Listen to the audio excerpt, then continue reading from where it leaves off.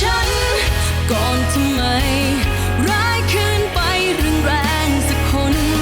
ความแค้นใจของคนที่ต้องปวดร้าวเข้าใจ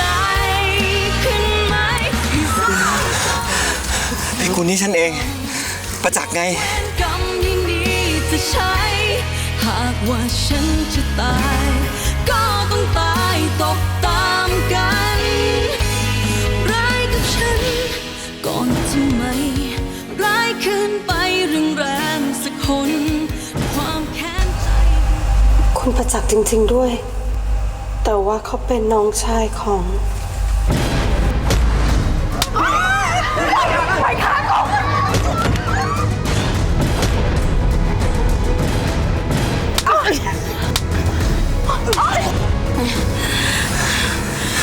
เธอไม่เป็นไรใช่ไหมผู้หญิงคนนั้นผู้หญิงคนนั้นเป็นยังไง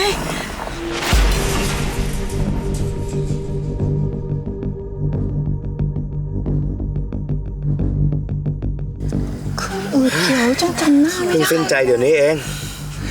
นี่ถ้าไม่ติดกอผักตบป่านนี้ลอยขึ้นอืดไปนู่นแล้วนี่มันนางเยือนนี่เมียน้อยท่านเจ้าคุณพิทักษ์อัครา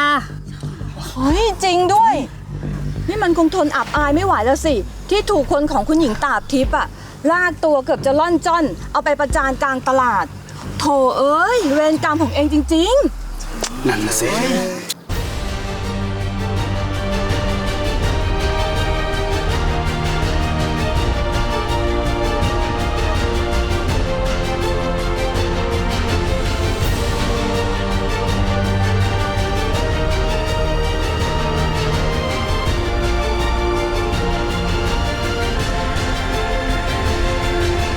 หายไปไหนไวจัง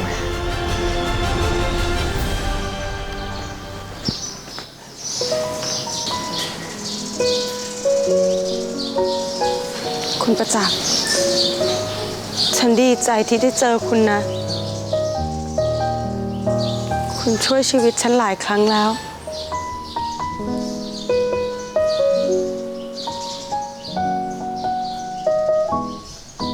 แต่คุณคือน้องชาย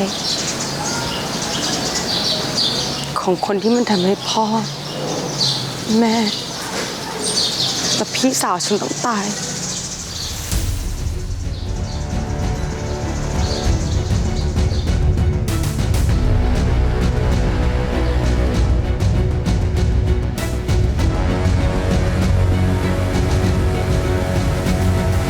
อุ้ยคุณประจักษ์ทำไมเปียกเงี้ยครับกลับบ้านกันฉันไม่ไปทำงานนะขอรับ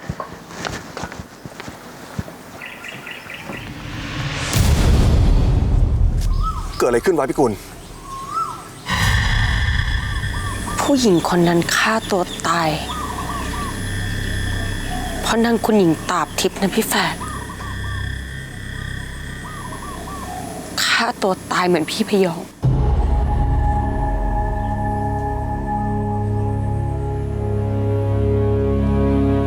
จะต้องมีคนฆ่าตัวตายอีกสักกี่คนเพราะทนความเลวร้ายของอีนางคุณหญิงนั้นไม่ได้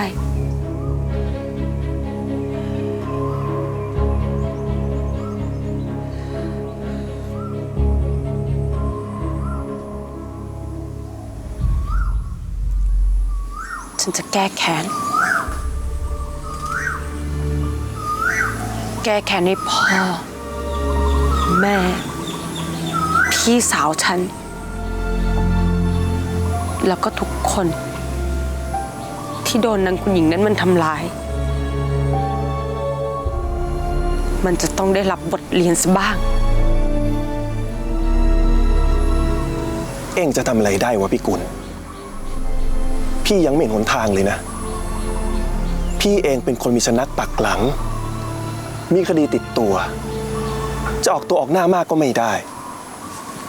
แล้วเองที่เป็นผู้หญิงตัวคนเดียวจะทำอะไรได้วะพี่กุล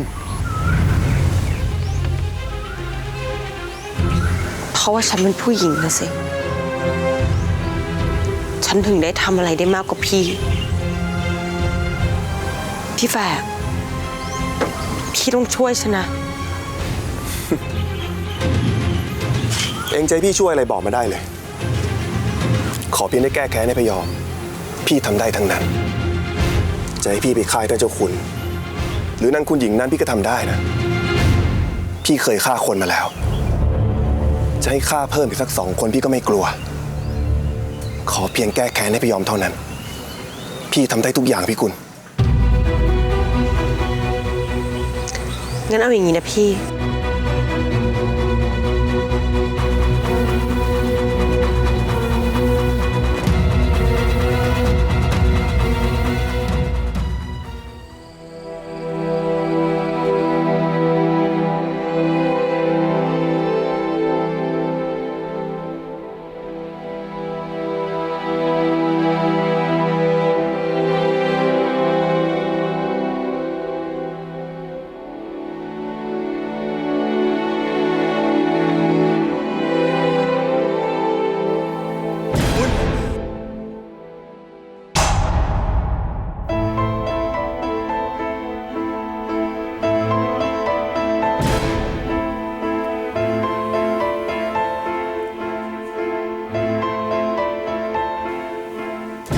แผลหายดีแล้วหรือยัง นี่ค่ะ แผลที่ท้องหายดีแล้วค่ะเหลือแต่แผลเป็น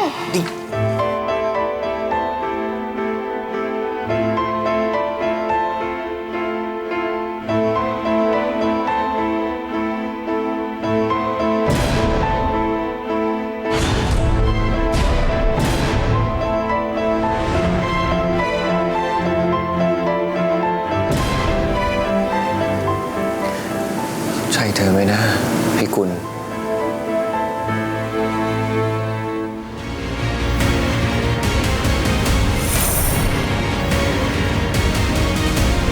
แล้วนี่ท่านเจ้าคุณจะพาผู้หญิงคนนี้ไปไหนหรือครับ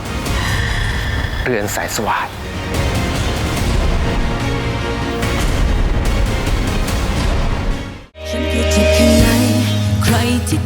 แม่วันนี้ก็จบไปแล้วอีก1 ตอนนะครับ ผมสนุกสนานกันไหมครับ ถ้าสนุกสนานและคุณผู้ชมชอบนะครับ อย่าลืมกดไลค์ กดแชร์นะครับ แล้วก็กด Subscribe ให้กับ YouTube ช่อง 8 นะครับ